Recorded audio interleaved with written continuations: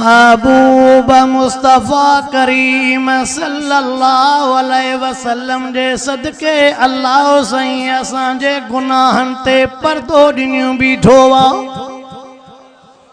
मुंहिंजा उस्ताद मोहतरम हरस मीर मोहम्मद मीर अकवारा हिकिड़ो जुमलो फरमाईंदा साईं फरमाईंदानी त अल्लाह जी मेहरबानिया करम नवाज़िया जो पेट जे गंद जे मथा खल ॾेई ढके छॾई। आवा पेट जे गंद जे मथा खल ॾेई ढके छॾई पर जेकॾहिं गंद ज़ाहिर हुजे हां त असां घुमण जहिड़ा कोन हुजऊं हां।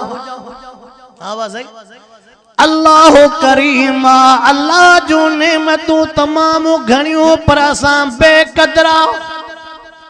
मां हिकिड़ो मिसाल थो ॾींदो रहां ॿुधण जहिड़ो मिसाल थी। अल्लाहु अकबर अल्लाह जो केॾियूं महिरबानियूं।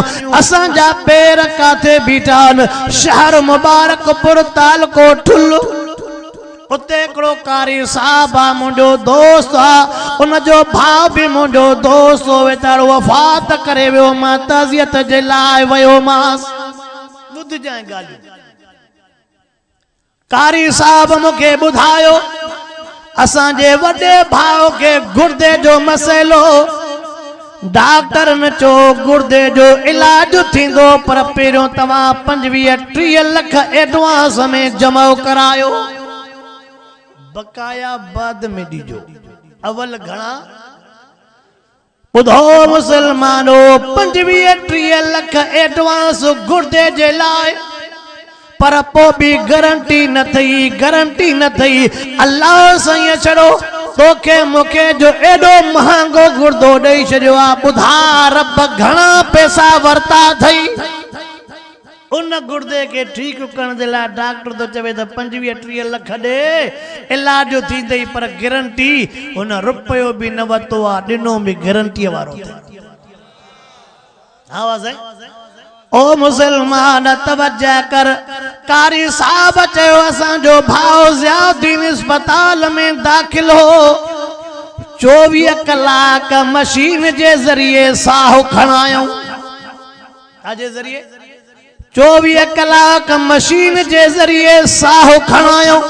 24 कलाकनि जा असां खां 2.5 लख रुपया वरतऊं। घणनि जा 24 कलाकनि जा 2.5 लख रुपया पर साह यको न हलियो। पोइ हिसाब त कर घणा साल थिया थी साह खणंदे